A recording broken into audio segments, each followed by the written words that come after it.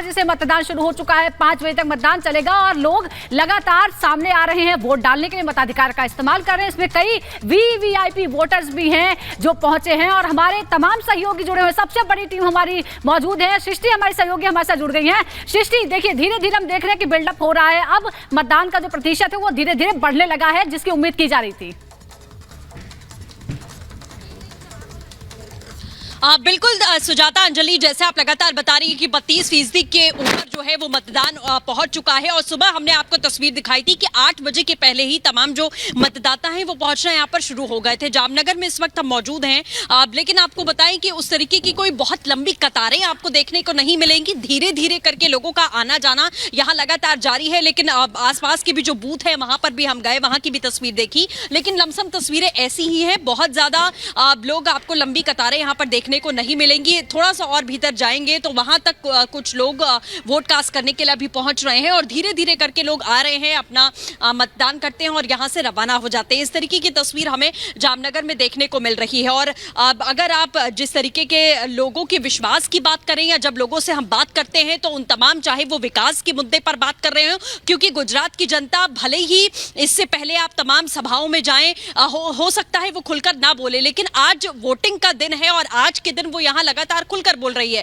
चाहे वो विकास की बात हो कि विकास पर हम मतदान कर रहे हैं, धारा यहाँ 370 की बात की जा रही है, राम मंदिर की बात की जा रही है, तो सिर्फ जो गुजरात के मुद्दे रहे हैं उस पर ही बात नहीं हो रही है, बल्कि जो देश हित के मुद्दे रहे हैं उस पर भी यहाँ पर बात की जा रही है और कहा जा रहा है कि उसी मॉडल पर और उसी आधार पर हम यहाँ पर वोट कर रहे हैं, क्योंकि वही एक विकास की बिल्कुल जैसा कि आप सृष्टि हर एक अपडेट दे रही है जामनगर से और नरोदा से। हमारे साथ सलोनी जुड़ चुकी हैं। सलोनी, क्या देखा जा रहा है, क्योंकि नरोदा में अगर देखा जाए तो 1 दशक से बीजेपी का ही वर्चस्व कायम है और आज जब वोटर्स वहां पर पहुंच रहे हैं, फिलहाल कैसा माहौल है वहां पर?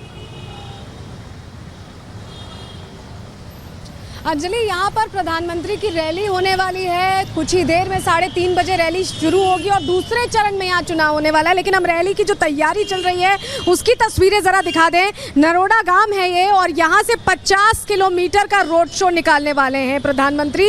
अब तक का देश का सबसे लंबा रोड शो ये प्रधानमंत्री निकालेंगे और बड़ी बात यह है कि इस रोड शो के दौरान 1 दर्जन से ज्यादा सीटें कवर होंगी। और देखिए, गुजरात चुनाव में जीत को लेकर किस तरह से जोर शोर से भारतीय जनता पार्टी लगी हुई है, ये नजर आ रहा है। तमाम बड़े नेता कैंप कर रहे हैं और प्रधानमंत्री का यहाँ पहुंचना अपने आप में बड़ा संदेश है, क्योंकि देखिए दर्जन से ज्यादा सीटें हैं जिन्हें कवर किया जाएगा। ये जो कटआउट्स आप देख रहे हैं, पुष्पांजलि कार्यक्रम दरअसल इसे नाम दिया गया है। जगह जगह पर रुकेंगे, 35 ऐसे पॉइंट्स होंगे जहाँ पर प्रधानमंत्री रुकेंगे और वहाँ पर पुष्प अर्पित करेंगे। जनता से भी संवाद करने की एक तरह से कोशिश होगी और ये एक बड़ा मैसेज देने की कोशिश है गुजरात की जनता को। दूसरे चरण के लिए तेजी अब लाने की कोशिश है, क्योंकि पहले चरण की तो वोटिंग हो रही है और धुआंधार तरीके से हो रही है, लेकिन दूसरे चरण में अब वक्त कम बचा है और उन सीटों पर कैसे जोर आजमाइश हो, कैसे भारतीय जनता पार्टी बेहतर मैंडेट ला सके, इसके लिए खुद प्रधानमंत्री रैली करेंगे। और देश में अब तक की ये सबसे बड़ी चुनावी, सबसे लंबी चुनावी रैली रोड शो होगा। 50 किलोमीटर का दायरा है जो प्रधानमंत्री कवर करेंगे। बिल्कुल आज ये धुआंधार वोटिंग जारी है, ये भी देखा जा रहा है और मेगा रोड शो भी पीएम नरेंद्र मोदी का होने वाला है। ये तमाम बड़ी अपडेट हमारे सहयोगी दे रही है और तमाम सियासी दिग्गज भी आज के दिन वोट डालने के लिए पहुंच रहे हैं। रिपोर्ट देखिए जरा।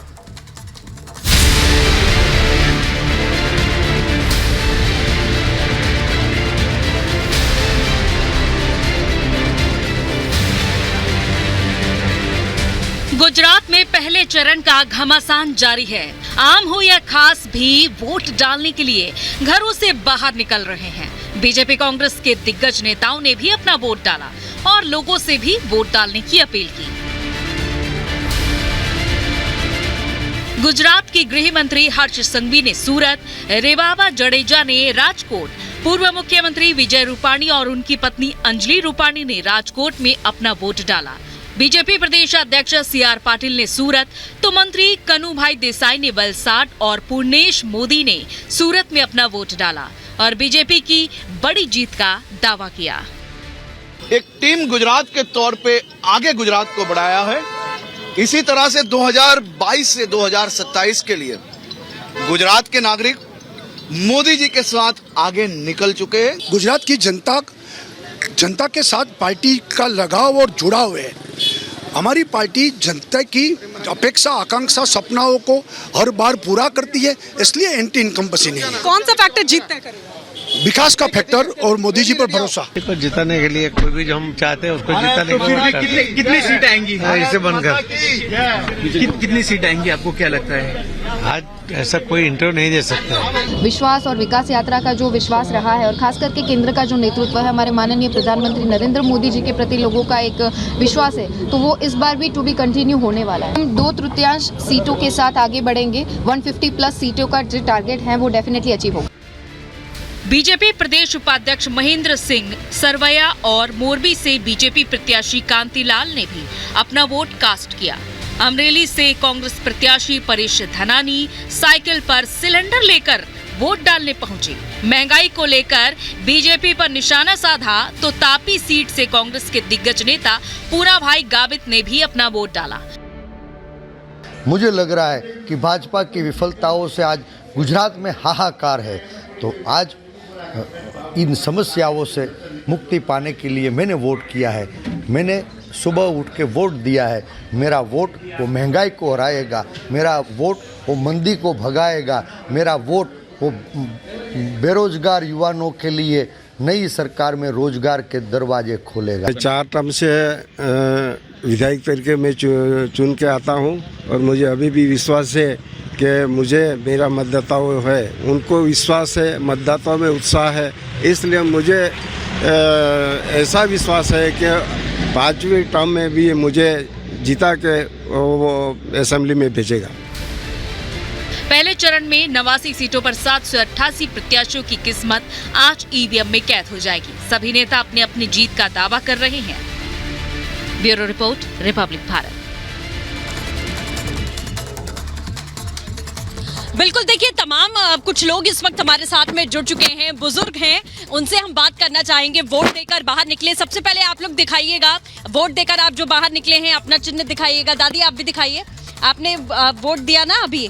ये देखिए, ये तमाम वो बुजुर्ग लोग हैं इस वक्त जामनगर के जिन्होंने अपना मतदान किया है और बाहर निकले। हम एक बार बात करने की कोशिश करेंगे कि किन मुद्दों को लेकर, किस आधार पर वोटिंग की है। अंकल, किन मुद्दों को लेकर वोट किया है इस बार आप लोगों ने? तो स्वच्छता नहीं होती है, म्यूनिसिपैलिटी कॉर्पोरेशन की स्वच्छता होती ही नहीं है, सभी को कंप्लेन करते हैं। हाँ, अभी विकास हुआ है? आपको लगता है कुछ जामनगर में विकास हुआ है? विकास हुआ है, अभी जो सफाई का प्रॉब्लम है वो नहीं होता है, वो ध्यान नहीं रखते हैं।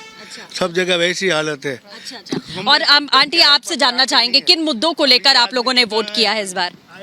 बस नरेंद्र मोदी बहुत अच्छा काम करता है इसलिए। अच्छा, विकास हुआ है जामनगर में आपको लगता है? एकदम और होना चाहिए? हाँ, और होना चाहिए, विकास हो गया है, अच्छा काम करता है मोदी।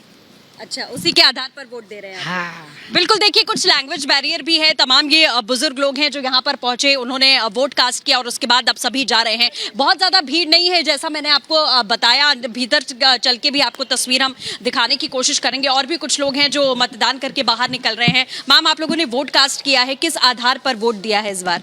मैंने चुनावी कार्ड पर। नहीं, आप क्या सोचकर आप लोग वोट करने के लिए पहुंचे? विकास के मुद्दे पर वोट कर रहे हैं, क्या लग रहा है आपको? देश के विकास के लिए। देश के विकास के लिए आपको लगता है विकास हो रहा है जामनगर में? हो रहा है, बिल्कुल हो रहा है। बिल्कुल, देखिए और भी कुछ लोग हैं, हम उनसे बातचीत करने की कोशिश करेंगे। आप महिलाएं हैं, 2 जनरेशन हमें लग रहा है कि हमें देखने को मिल रही है। आपकी मदर है, क्या लगता है आपको किन मुद्दों को लेकर आप वोट करने पहुंची हैं? Growth of the India. आपको लगता है विकास हो रहा है यहाँ पे? बहुत कुछ जामनगर बहुत डेवलप हो रहा है, इसलिए। अच्छा, आप बहुत खुश भी नजर आ रही हैं इसलिए। बिल्कुल, आंटी आप भी कुछ बताइएगा, क्या लग रहा है आपको? बस अच्छा लगता है। अच्छा लगता है, काम हो रहा है, ऐसा लगता है आपको? क्या काम होता है? काम हो रहा लगता है, बिल्कुल होता है। जो गवर्नमेंट चल रही है उसके हिसाब से होता है, फिर पब्लिक पे भी डिपेंड होता है कि वो लोग कैसे करें, कोऑपरेट होना चाहिए सबको। बिल्कुल, तो ये देखिए चेहरे पर जो खुशी है वही बता रही है कि मतदान करने के लिए पहुंचे। और भी कुछ लोग आप वोट कास्ट करने के लिए पहुंचे हुए हैं। अंकल, क्या लग रहा है आपको, किन मुद्दों को लेकर वोट कर रहे हैं? फिर भी मेरा 10 के लिए फर्ज निभाने आया हूँ। अच्छा जी, तो क्या लग रहा है आपको कि विकास हो रहा है? तमाम जनरेशन के जो मतदाता हैं वो अपने मताधिकार का इस्तेमाल करने पहुंच रहे हैं। बहुत ही सुंदर तस्वीरें आप हम तक पहुंचा रही हैं। एक और तस्वीर आज सामने आई है जिसमें जी वो भी हम दर्शकों को दिखाना चाहते हैं। सृष्टि, कुछ राज परिवार के लोग भी पहुंचे थे, वो किस तरह से पहुंचे अपनी विंटेज कार में सवार होकर मतदान का इस्तेमाल करने, मताधिकार का इस्तेमाल करने, ये इस रिपोर्ट में दिखाते हैं। गुजरात विधानसभा चुनाव के पहले चरण के लिए 89 सीटों पर मतदान जारी है। आज कुल 788 उम्मीदवारों की किस्मत ईवीएम में कैद हो जाएगी, लेकिन लोकतंत्र का पर्व कहे जाने वाले चुनाव में गुजरात की जनता ने बढ़ चढ़कर हिस्सा लिया। कुछ ऐसी ही तस्वीर राजकोट से सामने आई, जहां रॉयल परिवार के सदस्य मानधाता सिंह जडेजा और कादम्बरी देवी जडेजा अपना वोट डालने के लिए एक विंटेज कार से पहुंचे।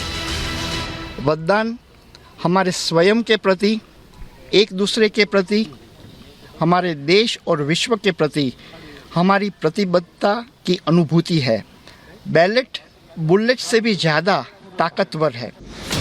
बता दें कि राजकोट राज्य की स्थापना 1620 ईस्वी में विभोजी अज्जी जडेजा ने की थी, जो नवनगर के जाम सताजी के पोते थे। उनके स्थापना से पहले ये क्षेत्र सरदार नामक एक रियासत का हिस्सा था।